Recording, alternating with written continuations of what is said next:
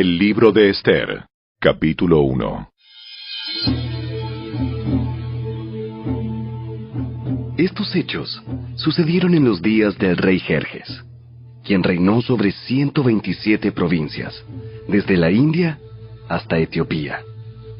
En esa época, Jerjes gobernaba su imperio desde el trono real, ubicado en la fortaleza de Susa.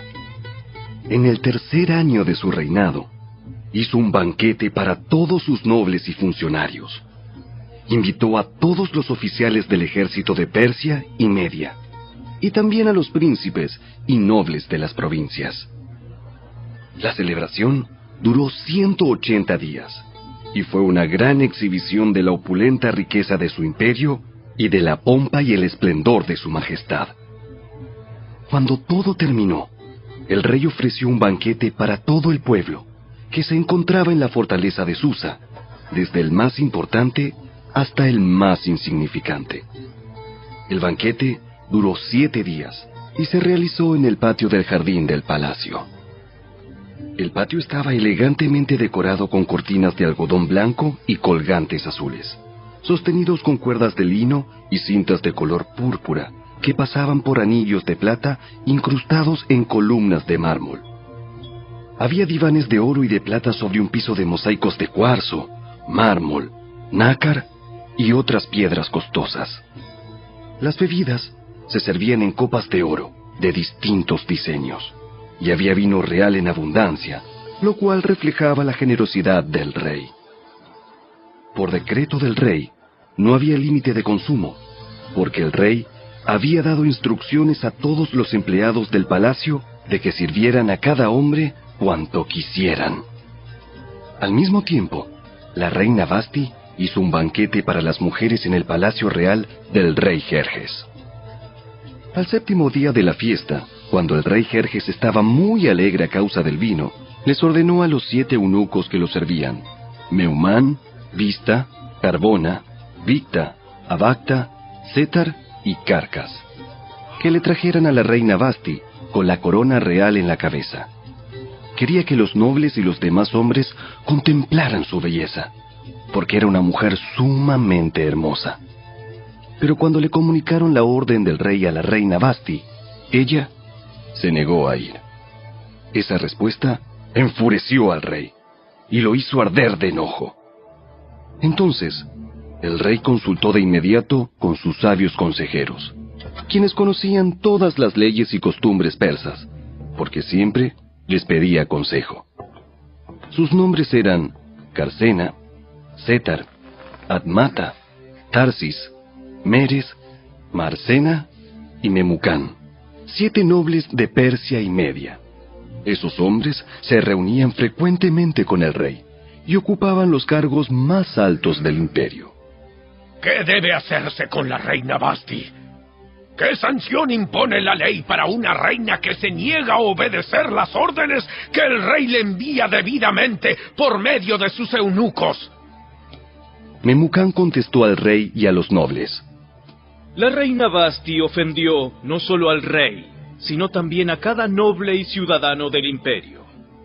Ahora, en todas partes, las mujeres comenzarán a despreciar a sus maridos cuando se enteren de que la reina Vasti se negó a presentarse ante el rey. Antes de que termine este día, las esposas de todos los nobles del rey en toda Persia y Media oirán lo que hizo la reina y empezarán a tratar a sus maridos de la misma manera. Nada pondrá fin a su desprecio y enojo. Así que, si al rey le agrada, sugerimos que emita un decreto por escrito, una ley de los persas y los medos que no pueda ser revocada. Debería ordenar que la reina Vasti sea excluida para siempre de la presencia del rey Jerjes y que el rey elija otra reina más digna que ella. Cuando se publique este decreto en todo el vasto imperio del rey, los maridos de todas partes, sea cual fuere su rango, recibirán el respeto que merecen de parte de sus esposas. El rey y sus nobles Consideraron que esa propuesta tenía sentido, así que el rey siguió el consejo de Memucán. Envió cartas por todo el imperio, a cada provincia en su propio sistema de escritura y en su propio idioma, proclamando que todo hombre debía ser jefe en su propia casa y decir lo que le viniera en gana.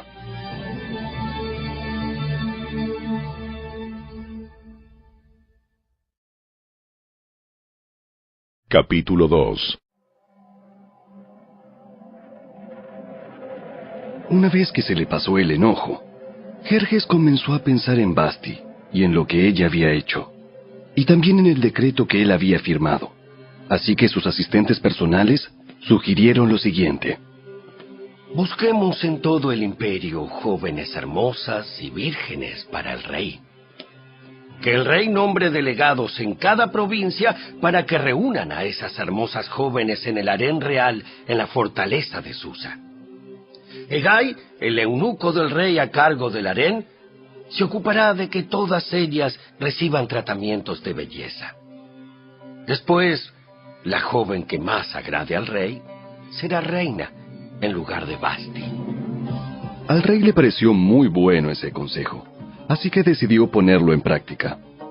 Por esos días, en la fortaleza de Susa, había un judío llamado Mardoqueo, hijo de Jair.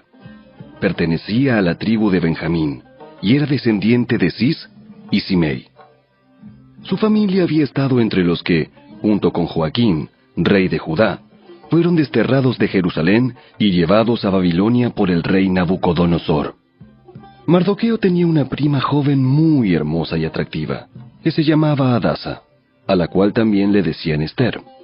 Cuando el padre y la madre de ella murieron, Mardoqueo la adoptó, la integró a su familia y la crió como su propia hija. Como resultado del decreto del rey, Ester, junto con muchas otras jóvenes, fue llevada al harén del rey en la fortaleza de Susa y entregada al cuidado de Hegai. Hegai quedó muy impresionado con Ester y la trató con mucha amabilidad. Enseguida ordenó que le prepararan una dieta especial y se le hicieran tratamientos de belleza. También le asignó 7 doncellas escogidas especialmente del palacio del rey, y la trasladó junto con ellas al mejor lugar del harén. Ester no le había revelado a nadie su nacionalidad ni su trasfondo familiar porque Mardoqueo le había ordenado que no lo hiciera. Todos los días, Mardoqueo daba un paseo cerca del patio del harén para averiguar cómo estaba Ester y qué le sucedía. Antes de ser llevada a la cama del rey, a cada joven se le hacían obligatoriamente tratamientos de belleza durante 12 meses.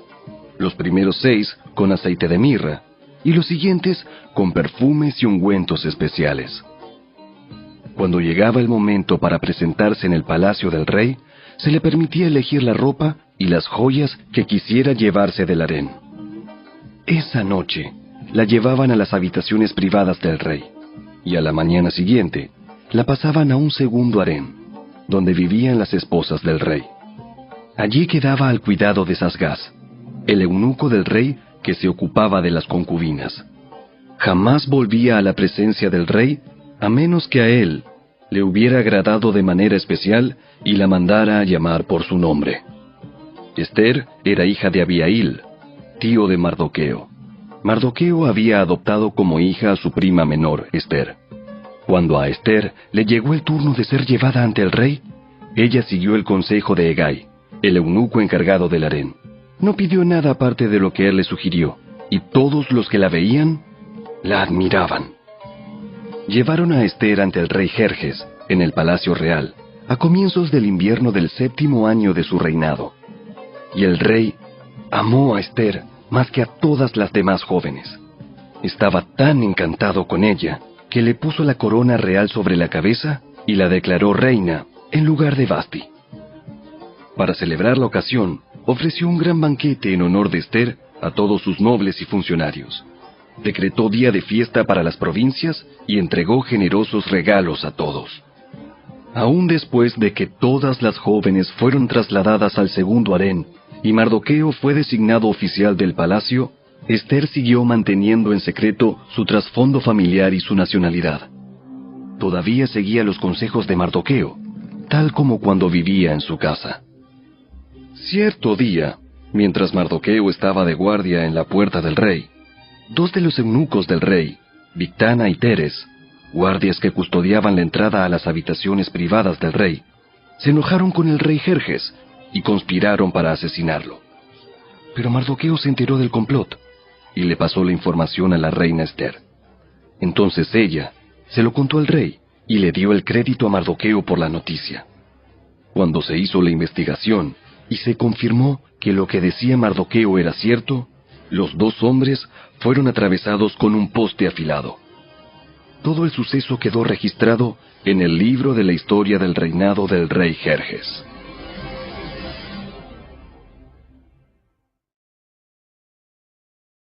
Capítulo 3. Tiempo después, el rey Jerjes ascendió a Amán, hijo de Amedata el Agageo. Lo puso por encima de todos los demás nobles y lo convirtió en el funcionario más poderoso del imperio.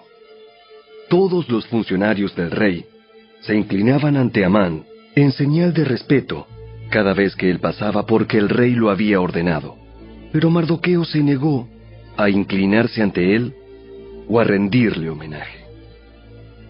Entonces, los funcionarios del palacio, que estaban a la puerta del rey, le preguntaron a Mardoqueo: ¿Por qué desobedeces la orden del rey? Todos los días le hablaban de lo mismo, pero aún así, él se negaba a cumplir la orden. Entonces le informaron a Amán para saber si él toleraría la conducta de Mardoqueo, ya que Mardoqueo les había dicho que era judío. Cuando Amán vio que Mardoqueo no se inclinaba ante él, ni le rendía homenaje, se llenó de furia. Como se había enterado de la nacionalidad de Mardoqueo, decidió que no bastaba con matar solamente a él. Entonces, buscó la forma de destruir a todos los judíos a lo largo y ancho del imperio de Jerjes. Así que, en el mes de abril, durante el año 12 del reinado de Jerjes, echaron el plan a suertes en presencia de Amán. Las suertes se llamaban Purim, a fin de determinar cuál era el mejor día y mes para llevar a cabo el plan. Se escogió el día 7 de marzo, casi un año después. Luego, Amán se acercó al rey Jerjes y le dijo: Hay cierta raza dispersada por todas las provincias del imperio que se mantiene aislada de todas las demás. Tienen leyes diferentes de los demás pueblos y se niegan a obedecer las leyes del rey. Por lo tanto, no conviene a los intereses del rey que ese pueblo siga con vida. Si al rey le agrada, emita un decreto para destruirlos, y yo donaré 10,000 bolsas grandes de plata a los administradores del imperio para que los depositen en la tesorería del reino. El rey estuvo de acuerdo, y para confirmar su decisión, se quitó del dedo el anillo con su sello oficial y se lo entregó a Amán, hijo de Amedata el Agageo, el enemigo de los judíos. El rey dijo: Tanto el dinero como el pueblo son tuyos, para que hagas con ellos lo que mejor te parezca. Así que, el 17 de abril, citaron a los secretarios del rey y se escribió un decreto tal como lo dictó Amán. Lo enviaron a los funcionarios del rey de más alta posición, a los gobernadores y a los nobles de cada provincia en sus propios sistemas de escritura y en sus propios idiomas. El decreto se redactó en nombre del rey Jerjes y fue sellado con el anillo del rey. Se enviaron comunicados a todas las provincias del imperio mediante mensajeros veloces, con orden de matar, masacrar y aniquilar a todos los judíos, jóvenes y ancianos, incluso las mujeres y los niños, en un solo día. El plan estaba programado para el 7 de marzo del año siguiente. Las pertenencias de los judíos serían entregadas a los que los mataran. Una copia del decreto debía emitirse como ley en cada provincia y proclamarse a todos los pueblos, a fin de que estuvieran preparados para cumplir con su deber el día señalado. Por orden del rey, se despachó el decreto mediante mensajeros veloces y también se proclamó en la fortaleza de Susa. Luego, El rey y Amán se sentaron a beber. Pero la ciudad de Susa entró en confusión.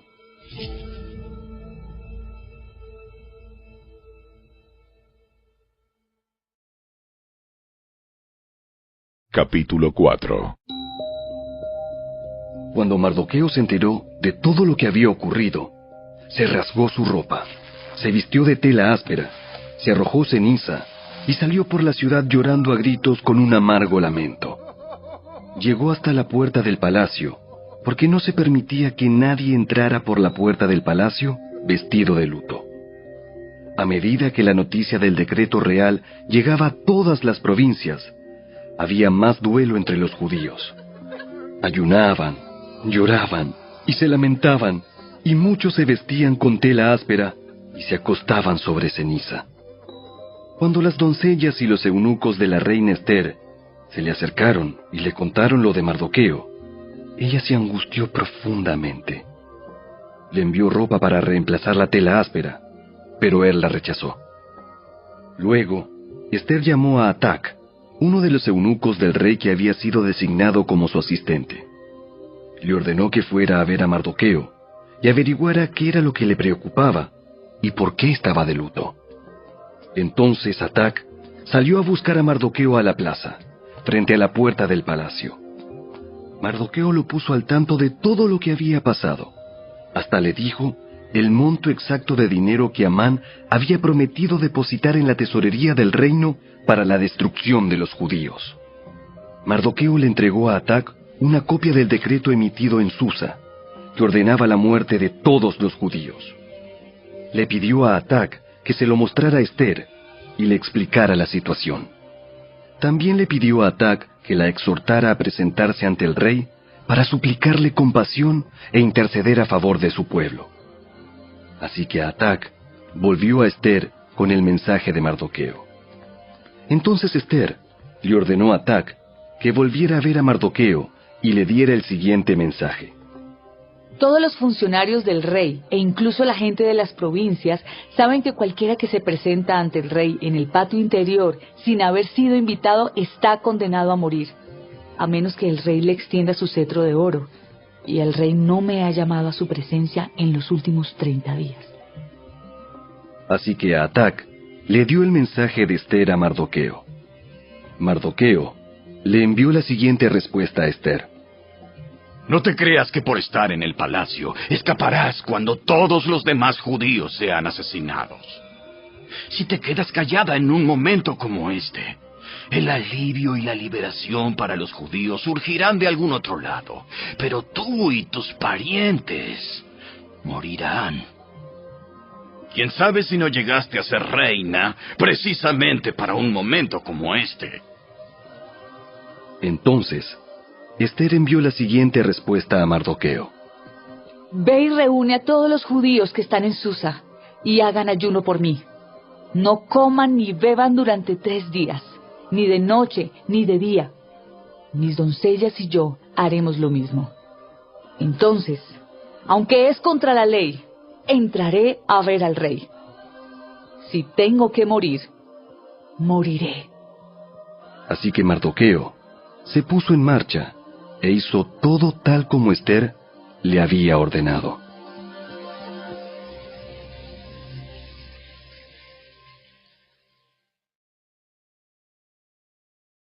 Capítulo 5. Al tercer día del ayuno, Ester se puso las vestiduras reales y entró en el patio del interior del palacio, que daba justo enfrente a la sala del rey. El rey estaba sentado en su trono real, mirando hacia la entrada. Cuando vio a la reina Ester de pie en el patio interior, ella logró el favor del rey y él le extendió el cetro de oro. Entonces Ester se acercó y tocó la punta del cetro. Entonces el rey le preguntó: ¿Qué deseas, reina Ester? ¿Cuál es tu petición? Te la daré aun si fuera la mitad del reino. Y Ester contestó: Si al rey le agrada, venga el rey con Amán hoy al banquete que preparé para el rey. El rey se dirigió a sus asistentes y dijo: Díganle a Amán que venga deprisa a un banquete, como lo ha solicitado Esther. Así que el rey y Amán fueron al banquete preparado por Esther. Mientras bebían vino, el rey le dijo a Esther: Ahora dime lo que realmente quieres. ¿Cuál es tu petición? Te la daré, aun si fuera la mitad del reino. Esther contestó: Mi petición y mi más profundo deseo es que, si he logrado el favor del rey, y si al rey le agrada conceder mi petición y hacer lo que le pido, le ruego que venga mañana con Amán al banquete que prepararé para ustedes. Entonces explicaré de qué se trata todo este asunto. Amán salió muy contento del banquete. Sin embargo, cuando vio a Mardoqueo sentado a la puerta del palacio, y que no se puso de pie ni tembló de miedo ante su presencia, se enfureció mucho. No obstante, se contuvo y se fue a su casa. Luego, Amán reunió a sus amigos y a Zeres, su esposa, y se jactó ante ellos de su gran riqueza y de sus muchos hijos. Hizo alarde de los honores que el rey le había dado, y de la forma en que lo había ascendido por encima de todos los otros nobles y funcionarios. Amán también añadió: Y eso no es todo. La reina Esther nos invitó exclusivamente al rey y a mí a un banquete que preparó para nosotros. Y me invitó a cenar mañana nuevamente con ella y con el rey. Sin embargo, todo eso no vale nada mientras vea al judío Mardoqueo sentado allí, a la puerta del palacio. Entonces Zeres, la esposa de Amán, y todos sus amigos sugirieron: Levanta un poste afilado. Levanta un poste afilado que mida 23 metros de altura. Y mañana por la mañana, pídele al rey que atraviese a Mardoqueo en el poste. Después de eso podrás seguir alegremente tu camino al banquete con el rey. A Amán le gustó la idea y ordenó que colocaran el poste.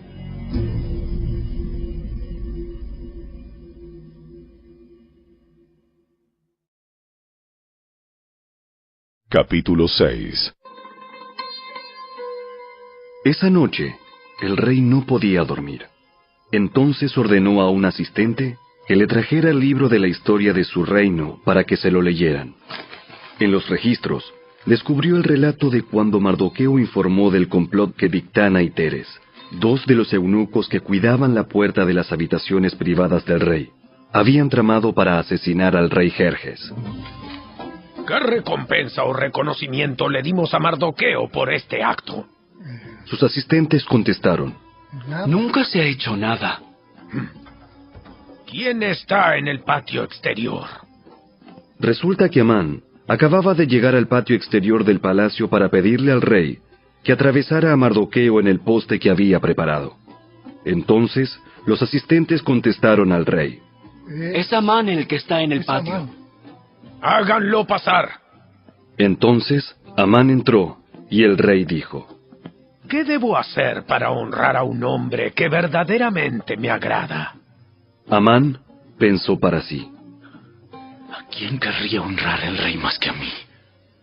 Así que contestó: Si el rey desea honrar a alguien, debería sacar uno de los mantos reales que haya usado el rey, y también un caballo que el propio rey haya montado. Uno que tenga un emblema real en la frente. Que el manto y el caballo sean entregados a uno de los funcionarios más nobles del rey, y que esta persona se asegure de que vistan con el manto real al hombre a quien el rey quiere honrar, y lo paseen por la plaza de la ciudad en el caballo del rey. Durante el paseo, que el funcionario anuncie a viva voz: esto es lo que el rey hace a quien él quiere honrar. ¡Perfecto! ¡Rápido! Lleva mi manto y mi caballo y haz todo lo que has dicho con Mardoqueo, el judío que se sienta a la puerta del palacio. No pierdas ni un detalle de lo que has sugerido. Entonces Amán tomó el manto y se lo puso a Mardoqueo. Lo hizo montar el caballo del rey y lo paseó por la plaza de la ciudad, gritando: Esto es lo que el rey hace a quien él quiere honrar. Después, Mardoqueo regresó a la puerta del palacio, mientras que Amán se apresuró a volver a su casa desalentado y totalmente humillado.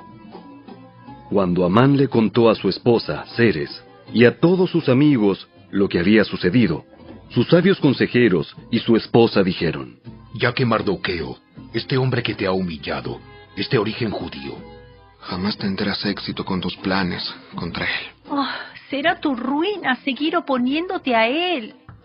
Mientras estaban hablando, llegaron los eunucos del rey y enseguida se llevaron a Amán al banquete que Ester había preparado.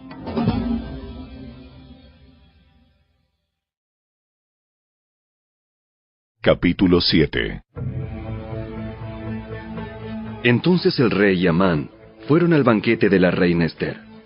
En esta segunda ocasión, mientras bebían vino, el rey volvió a decir a Ester: Dime lo que desees, reina Ester. ¿Cuál es tu petición? Yo te la daré, aun si fuera la mitad del reino. La reina Ester contestó: Si he logrado el favor del rey, y si al rey le agrada conceder mi petición, pido que mi vida y la vida de mi pueblo sean libradas de la muerte. Pues mi pueblo y yo hemos sido vendidos para ser muertos, masacrados y aniquilados. Si solo nos hubieran vendido como esclavos, yo me quedaría callada, porque sería un asunto por el cual no merecería molestar al rey. ¿Quién sería capaz de hacer semejante cosa? ¿Quién podría ser tan descarado para tocarte a ti? Ester contestó: Este malvado Amán es nuestro adversario y nuestro enemigo. Amán se puso pálido de miedo delante del rey y de la reina. Entonces el rey, enfurecido, se levantó de un salto y salió al jardín del palacio. Amán, en cambio, se quedó con la reina Ester para implorar por su vida, porque sabía que el rey pensaba matarlo. En su desesperación, se dejó caer sobre el diván donde estaba reclinada la reina Ester, justo cuando el rey volvía del jardín del palacio. El rey exclamó: ¡Hasta se atreve a atacar a la reina aquí mismo, en el palacio, ante mis propios ojos! Entonces, en cuanto el rey habló, sus asistentes le cubrieron la cara a Amán en señal de condena. Luego, Arbona, uno de los eunucos del rey, dijo: Amán ha levantado un poste afilado de 23 metros de altura en el patio de su casa. Tenía pensado utilizarlo para atravesar a Mardoqueo, el hombre que salvó al rey de ser asesinado. ¡Que atraviesen a Amán en ese poste! Entonces, atravesaron a Amán con el poste que había levantado para Mardoqueo, y la furia del rey se calmó.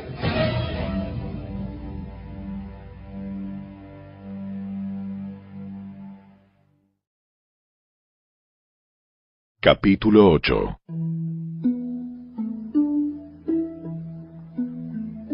Ese mismo día, el rey Jerjes entregó a la reina Ester las propiedades de Amán, el enemigo de los judíos. Luego, llevaron a Mardoqueo ante el rey, porque Ester le había contado al rey el parentesco que había entre ellos.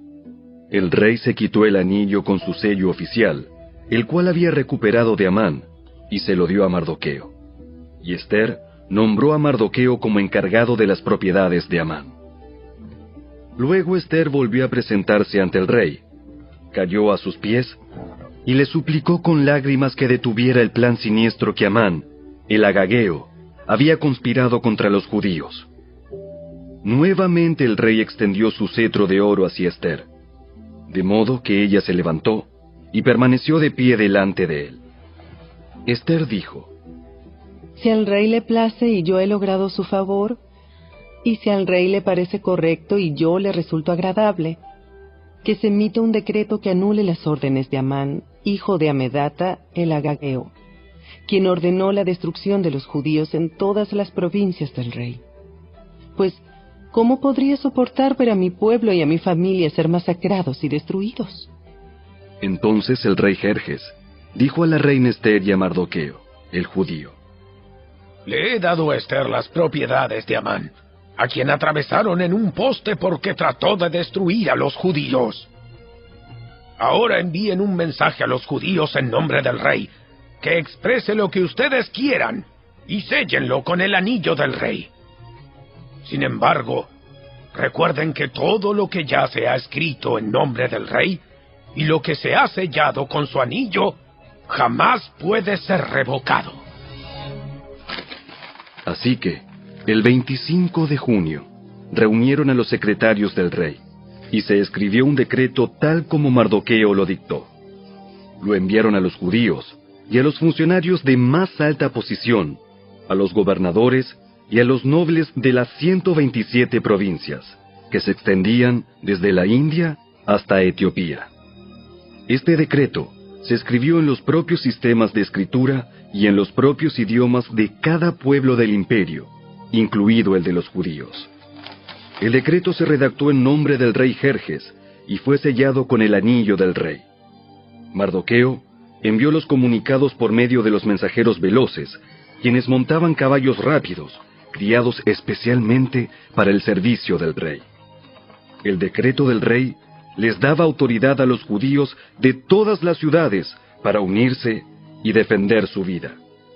Se les permitía matar, masacrar y aniquilar a cualquiera, de cualquier nacionalidad o provincia, que los atacara a ellos o a sus esposas e hijos. También podían apoderarse de los bienes de sus enemigos. El día escogido para llevar a cabo esa acción en todas las provincias del rey Jerjes fue el 7 de marzo del año siguiente. En cada provincia debía emitirse una copia de ese decreto como ley y proclamarse a todos los pueblos, para que los judíos estuvieran preparados para vengarse de sus enemigos el día señalado. Así que, impulsados por el mandato del rey, los mensajeros salieron a toda prisa sobre caballos rápidos, criados para el servicio del rey. Este mismo decreto también se proclamó en la fortaleza de Susa. Luego, Mardoqueo salió de la presencia del rey vestido con el manto real azul y blanco, con una gran corona de oro y con una capa de púrpura y lino de la más alta calidad. La gente de Susa también celebró el nuevo decreto, y los judíos se llenaron de gozo y alegría y recibieron honra en todas partes. En cada provincia y ciudad, en cada lugar donde llegaba el decreto del rey, los judíos se alegraban mucho, festejaban a lo grande y declararon el día feriado y de celebración. También, muchas personas del territorio se hicieron judíos por temor a lo que pudieran hacerles los judíos.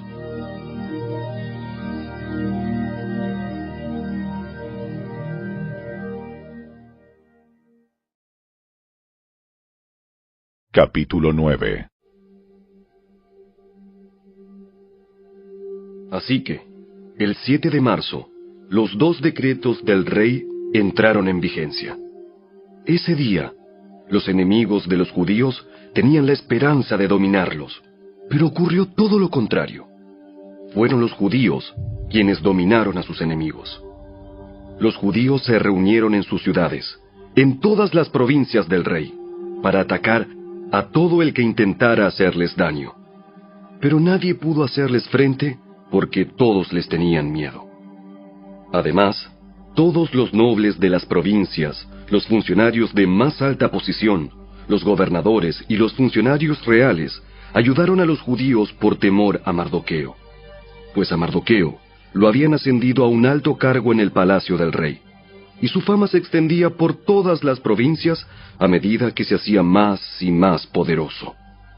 Así que, el día señalado, los judíos hirieron de muerte a sus enemigos a filo de espada. Mataron y aniquilaron a sus enemigos e hicieron lo que quisieron con quienes los odiaban. En la propia fortaleza de Susa, los judíos mataron a 500 hombres. También mataron a Parsandata, a Dalfón, a Aspata, a Porata, a Adalía, a Aridata, a Parmasta, a Arisai, a Aridai y a Baisata, los 10 hijos de Amán, hijo de Amedata, el enemigo de los judíos, pero no se quedaron con ninguna de sus pertenencias. Ese mismo día, cuando se le informó al rey el número de muertos en la fortaleza de Susa, hizo llamar a la reina Ester y le dijo: Los judíos mataron a 500 hombres solo en la fortaleza de Susa, además de los 10 hijos de Amán. Si aquí hicieron eso, ¿qué habrá pasado en el resto de las provincias? Ahora bien, ¿qué más quieres? Te será concedido. Dímelo y lo haré. Ester contestó: Si al rey le agrada que a los judíos de Susa se les dé permiso para hacer mañana lo que hicieron hoy, y que los cuerpos de los 10 hijos de Amán sean atravesados en un poste. El rey estuvo de acuerdo, y el decreto se hizo público en Susa. Atravesaron los cuerpos de los 10 hijos de Amán. Luego, el 8 de marzo, los judíos de Susa se reunieron y mataron a 300 hombres más, y otra vez tampoco se quedaron con ninguna de sus pertenencias. Mientras tanto, los demás judíos en todas las provincias del rey se reunieron para defender su vida. Quedaron aliviados de todos sus enemigos, al matar a 75,000 de los que los odiaban, pero no se quedaron con ninguna de sus pertenencias. Eso ocurrió en todas las provincias el 7 de marzo, y el día 8 descansaron para celebrar su victoria con un día de fiesta y alegría. Los judíos de Susa mataron a sus enemigos el día 7 de marzo, continuaron el 8, y luego el día 9 descansaron, y lo designaron su día de fiesta y alegría. De manera que, hasta el día de hoy, los judíos del campo que viven en aldeas remotas celebran un día feriado anualmente en el día señalado a fines del invierno, en el cual se alegran y se mandan regalos de comida unos a otros. Mardoqueo registró esos acontecimientos y envió cartas a los judíos que vivían cerca y lejos, en todas las provincias del rey Jerjes, para motivarlos a celebrar cada año un festival durante esos 2 días. Les dijo que debían celebrar esos días con alegría y festejos, obsequiándose porciones de comida unos a otros y haciendo regalos a los pobres. Ese festival conmemoraría el tiempo en que los judíos quedaron aliviados de sus enemigos, cuando su dolor se convirtió en alegría y su duelo en gozo. Así que los judíos aceptaron la propuesta de Mardoqueo y adoptaron esa costumbre anual. Amán, hijo de Amedata el Agageo, el enemigo de los judíos, había conspirado para aplastarlos y destruirlos en la fecha escogida al echar suertes. A las suertes se las llama Purim. Pero cuando Ester se presentó ante el rey, él emitió un decreto que causó que el plan siniestro de Amán se volviera en su contra, y tanto Amán como sus hijos fueron atravesados en un poste afilado. Por eso la celebración se llama Purim, porque es la palabra que se empleaba antiguamente para la frase echar suertes. Por lo tanto, debido a la carta de Mardoqueo y a la experiencia que vivieron, los judíos de todo el reino se pusieron de acuerdo para iniciar esa tradición y pasarla a sus descendientes y a todos los que se hacían judíos. Declararon que jamás dejarían de celebrar cada año esos 2 días prescritos en la fecha señalada. Esos días se recordarían y se mantendrían de generación en generación, y serían celebrados por cada familia en todas las provincias y ciudades del imperio. El festival de Purim nunca dejaría de celebrarse entre los judíos, ni se extinguiría de entre sus descendientes el recuerdo de lo ocurrido. Luego, la reina Ester, hija de Abihail, junto con Mardoqueo, el judío, escribieron otra carta en la cual la plena autoridad de la reina respaldaba la carta de Mardoqueo para establecer el festival de Purim. Se enviaron cartas con deseos de paz y seguridad a los judíos de las 127 provincias del imperio de Jerjes. Esas cartas establecían la celebración anual del festival de Purim en las fechas señaladas, como lo habían decretado el judío Mardoqueo y la reina Ester. El pueblo decidió celebrar el festival, de la misma manera que había decidido establecer el tiempo de ayuno y luto para sí y sus descendientes. Así que el mandato de Ester confirmó la costumbre del Purim, y todo quedó escrito en los registros.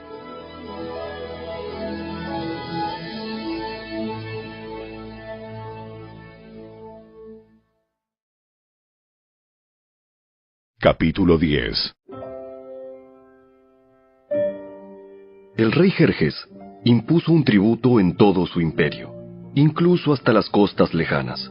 Sus grandes logros y el relato completo de la grandeza de Mardoqueo, a quien el rey había ascendido, están registrados en el libro de la historia de los reyes de Media y Persia. Mardoqueo, el judío, llegó a ser primer ministro, segundo en mando después del propio rey Jerjes. Fue un hombre muy importante entre los judíos, de gran estima ante ellos, porque siguió actuando a favor de su pueblo y defendiendo el bienestar de todos sus descendientes.